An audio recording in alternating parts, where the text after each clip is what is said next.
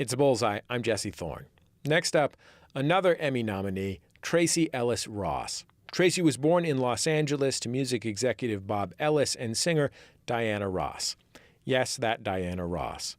But unlike her mom, she found her passion in acting. For a while, she worked in indie films and made-for-TV movies, but in 2000, she broke through on the sitcom Girlfriends. She starred as Joan Clayton. It ran for 8 smash-hit seasons on UPN and the CW. In 2014, she took on a role in a new series, ABC's Blackish. Starring alongside Anthony Anderson, Tracee plays Dr. Rainbow Johnson, an anesthesiologist who's married to Andre, Anderson's character. The show focuses on Dre and Bow, as they are called. They're settled down in the suburbs, they've started a family. And as the kids grow up and the family settles in, Dre and Bow realize the life their kids are leading is very different from the one that they knew as kids.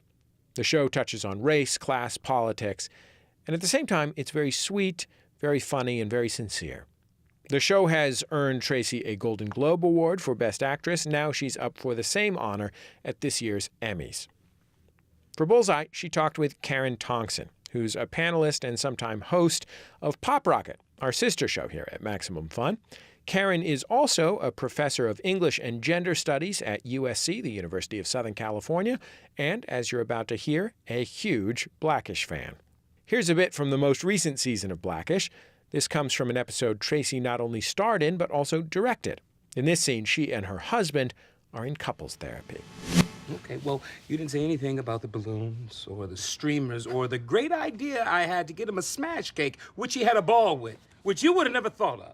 Why would I have thought of it? I never had one growing up. Of course you never had one growing up. What? You were never allowed to eat sugar, flour, dairy, or anything that produces joy and happiness. This is what I live with. And I live with someone who doesn't care. Our son isn't walking yet. You can't force him to walk. I'm helping him to walk. You just don't get it. Dragging him around by his arms isn't gonna help him learn to walk. Okay, well, tell me what will help him since you have all the answers.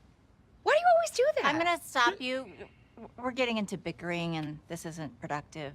After this many years of marriage and having a new baby. And things a dog. And both of his parents. What? Both of them. Things have gotten away from you. It happens. You've got to breathe. Remember you're on the same team. And devote some time to each other. Tracee Ellis Ross, welcome to Bullseye. Thank you so much for having me. We opened with this clip from this season's arc that shook many of the viewers of the show, including me. It inaugurated a 4-episode arc. This episode is from the one that you directed called 53%.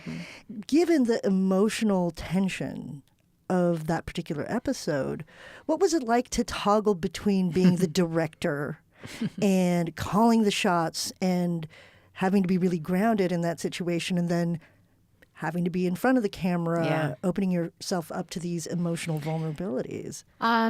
In hindsight, it was a bit Herculean. And in the preparatory phase, I had a lot of fear. But I have learned through my career, which is wrought with fear and fearful circumstances, that my best armor against being afraid is being prepared. But the actual experience of it was quite joyful. I love having a lot on my plate. I loved playing around with and telling a story through more than just the acting part of it, to be able to map out a story arc from the outside perspective and to find that thread, that tone that was going to wave through the whole thing. But I'm not going to lie, it was the most difficult part of it was the fact that I had no interest in dealing with my hair and makeup. And I learned that as a director and when I'm thinking, which I'm not usually aware of, I touch my face so much. I would sit in front of the monitor and have my hand on my face and my fingers in my mouth and and extreme smears all across your face. It was. They literally, and then they would have to spend time touching me up, which I found to be such a waste of time. And you, as a director, you found it so deeply tedious. You're like, we need this shot as a person, felt it so tedious. I was like, cares if my eyebrows are straight? Get off me. Like, I just want to do it, you know? And so things took a little more time because of that, and I had to do playbacks and stuff. But I actually really, it is very similar to my process as an actor. I just had to think through the same thing that I do personally for everyone and for the full cast, and sort of what is the larger story at play, what is pulling you through the scene, where is it that we're trying to go, and how do we make sure that in each scene we are pulling that story apart so that it has somewhere to go and that it ends up landing somewhere. How did you feel then when you were first given these pages and when you were first alerted to this episode arc where this relationship between Bow and Dre, which, as one of the other side characters says, is #Black excellence, right? How did you feel when you came upon that development in the script and knew that you were going to have to play something that hadn't quite appeared in the realm of that relationship before?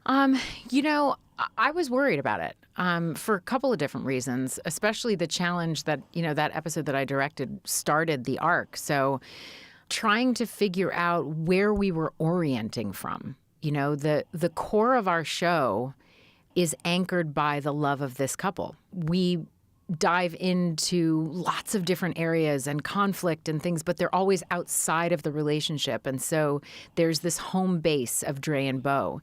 So my trepidation was, so then what is anchoring us? Like, then what is the thing we're holding on to?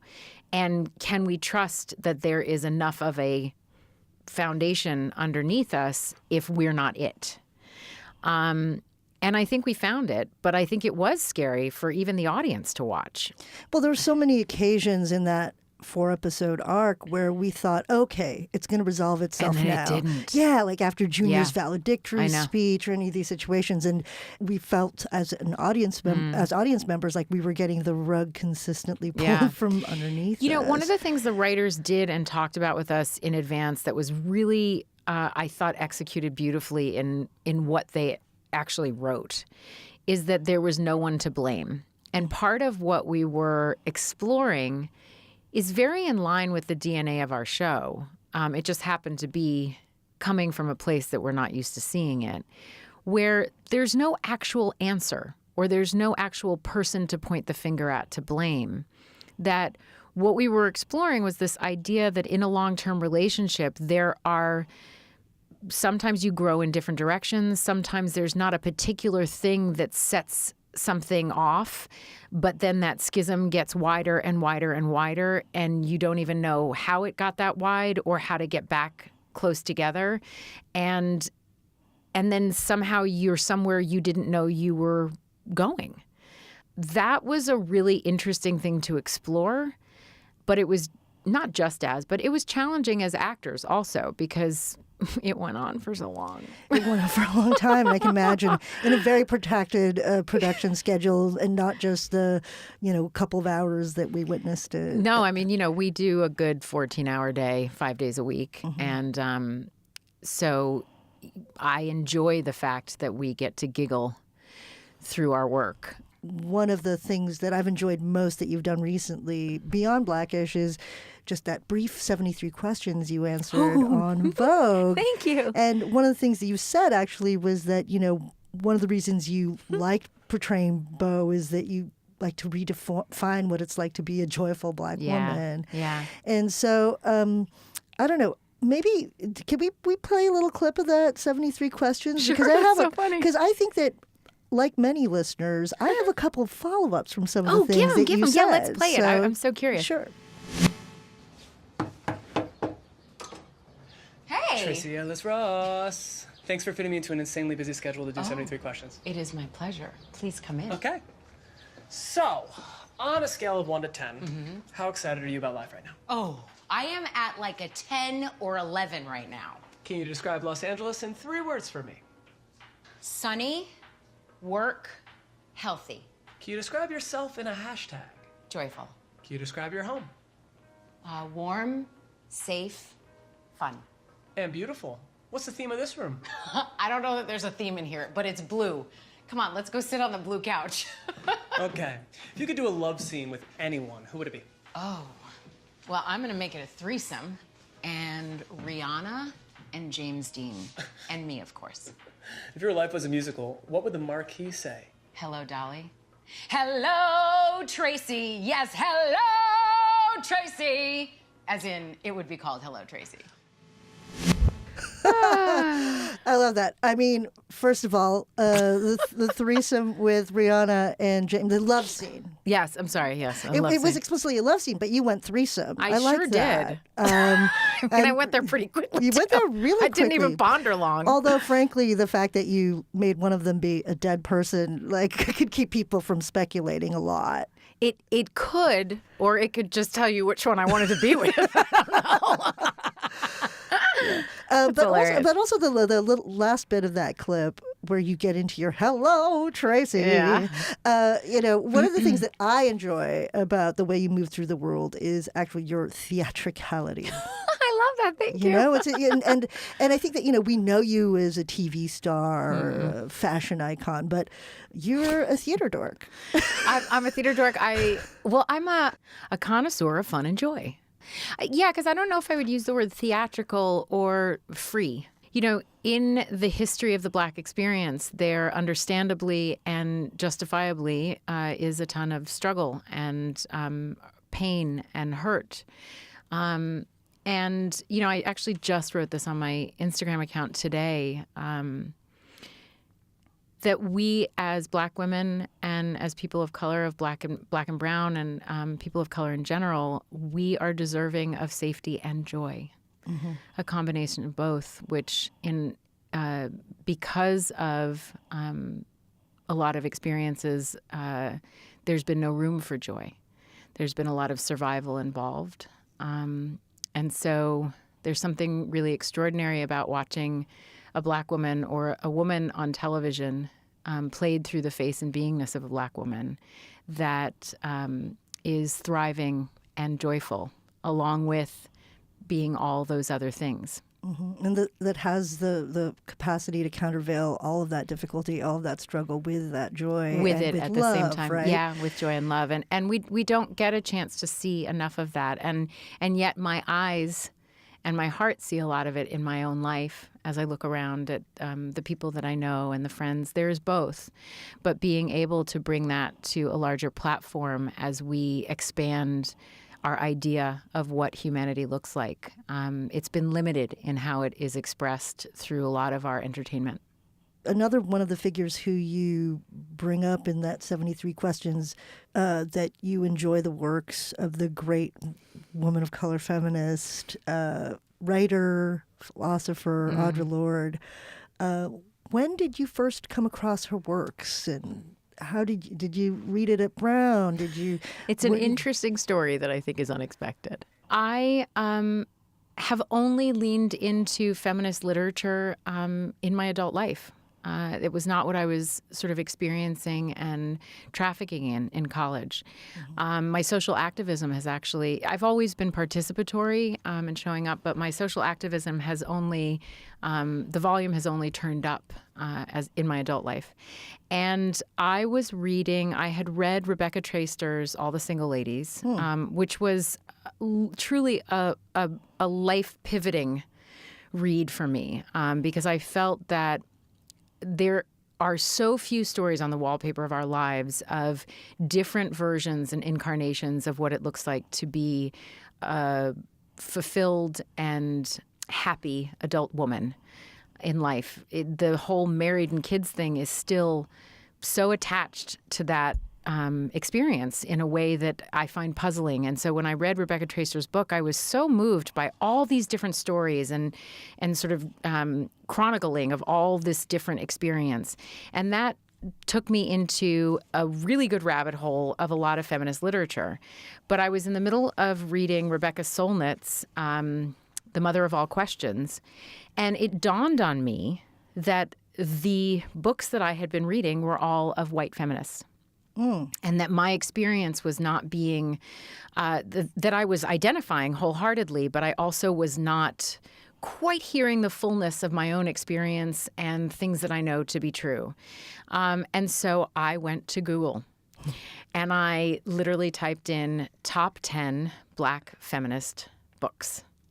Wow. Yes. And that's how you got to Audre Lorde. And Audre Lorde, yes, came up on every list. Yeah. And Sister Outsider is what I picked up. It is a reference book for me almost all the time. I go back to my highlighted passages. I have transcribed into my phone in notes numerous passages from all different parts of the book that I reference and go back to at all times. And to a certain extent, her words have become a life raft for me in helping to articulate things that I don't always have the language for.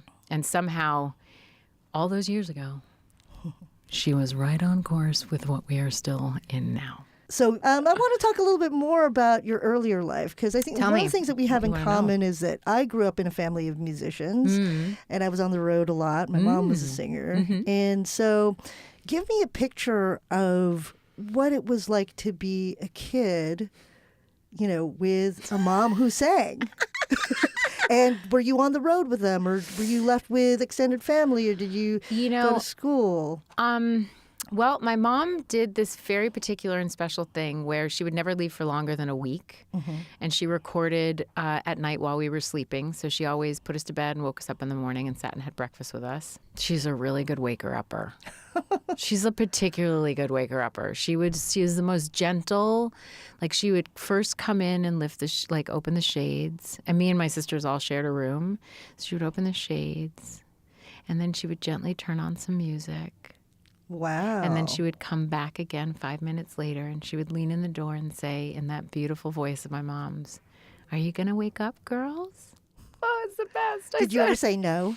Often. Like, I begged if I could get dressed under the covers.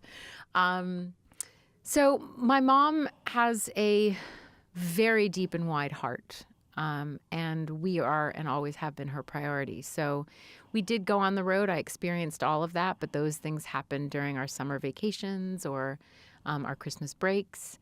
But mostly our life was pretty, regular in that, my mom was very present. Single mom, raised by a single mom. My grandma, when she was alive, stayed with us often. I remember my grandma would always come and reorganize all the drawers, and I'm a very organized person and had things so you're where I already wanted organized. them. Oh, yes, as a young girl, I was. I was very specific, and my grandmother would, reorganize everything, and it would really upset me, and I would call my mom, who was, on tour, wherever she was, crying hysterically, "Grandma, you did it." And my mom said, I don't care. That's my mother. You treat her with respect and love.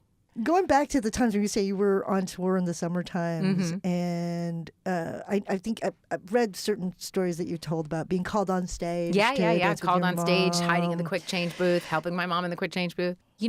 Carol Burnett coming onto stage in sparkly gowns and knowing my mom did that too. And what I saw, if in hindsight and as an adult I could articulate it, is that I saw a woman in her full glory with agency and a ton of joy. And that's what drew me in. I saw a woman who was just in her full self. And I was like, I want that. I'll take that. And I do think I call myself a performer before I'm an actor. I'm a performer, actor, activist, but performer. I think there's a desire to share what is inside me in a way that lends itself to performance and different expressions of that, right? Whether or not it's also being in a sequin dress in the desert in a Drake video or something. Oh, yes. I mean, this will work for me, too. And so you had the occasion then to watch a lot of different things being produced and happening. But I know that you had a special relationship to television as a kid. Carol Burnett. And, So how did you become a viewer and not just a participant in television later on in your life? It's funny because if I look at the favorite shows I had growing up, I go, oh, well, duh, of course this is who I became. Of course I'm an outspoken, strong, free, glamorous lady. Duh. Cagney and Lacey, Kate and Allie, Charlie's Angels, Wonder Woman, Bionic Woman, Carol Burnett, Lucille Ball, Lily Tomlin. I mean, like, if you look at the 70s, it was a heyday to a certain extent in what I drew from these characters. Were any of those women of color? No. Were they living within their own constraints in those stories? Yes. So, but yet, I took something from it. I took what I could there and built on that. I mean, there's extraordinary women on television now. I'm in awe of some of the work that's happening. Like Killing Eve blew my mind. Oh, yeah. But there's so many examples of that right now. I just feel like they're all over the place. And the women who are in those lead positions in telling those stories have a different kind of freedom in them than there was in the 70s or whatever that is. But, you know, I think we're evolving. I really hope so. It was such a pleasure to have you here today, Tracee Ellis Ross. Thank you for coming. Thank you so much. This was a lovely conversation. Tracee Ellis Ross, interviewed by Karen Tongson. You can stream or buy all 4 seasons of Blackish on a bunch of different platforms right now. Like we said before, Tracee is up for the Outstanding Lead Actress in a Comedy Series Emmy at the Emmy Awards this year. You want to see if she'll win it? Tune in September 17th. And if you're as impressed by Karen as I am, she is one of the brilliant panelists on our sister show, Pop Rocket. It is like a conversational version of this show. Instead of talking to artists, they talk amongst themselves. Karen is one of our brilliant panelists, and she brings so much insight to the conversation from her academic background and just from being a cool, funny lady. You can find Pop Rocket in your favorite podcast app. Just search for Pop Rocket.